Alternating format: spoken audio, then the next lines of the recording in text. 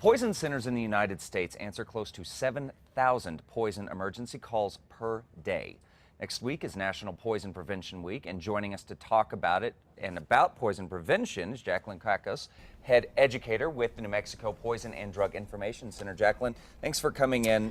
Cannot talk enough about poison prevention, especially with little ones in the home. Absolutely not. Very important stuff. Yeah, so tell us why it is so important to recognize the National Poison Prevention Week. Well, in this day and age, Chad, across the nation, and particularly here in New Mexico, prescription drug abuse and misuse is a major, major public health problem. Right.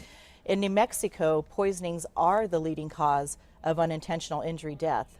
Wow. And that's largely due to drug and medication misuse and abuse. Really? So Okay. this is a time that is particularly important to observe and take advantage of to really get that message out there about poison prevention and the dangers of poisonings. Okay. Now you said that prescription drugs and medications are the leading cause. Are there particular kinds? Do you see one medication that's sort of the front runner that's causing these? Yes, painkillers. Painkillers. Opioids, Okay. yeah. Okay. Yeah. And they're just not locked up. They're not taken care of. Right. So folks are misusing them. Okay.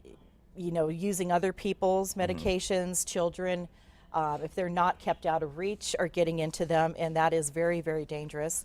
And then adolescents are more and more getting used to the idea of raiding their own medicine cabinets and kind of sharing amongst each other, and which is very dangerous. That's really scary stuff to think about, especially as a parent. Absolutely. So now we've got this over here. I just want to talk very briefly about it because we've got this sitting on our table. Yeah. What are we looking at over here? So this is a machine that was built by the engineering department at UNM for us, and it is showing the resemblance of medicine to candy. So the point is, people love this game. They play it. We take it to exhibits, and the point is for parents to, really get it to sink in that they really look a lot like candy. Medicines do. Yeah, they and do. they taste a lot like candy. Wow. Yeah, so it's very confusing for a small child if they see these laying out, thinking they're candy and eat them.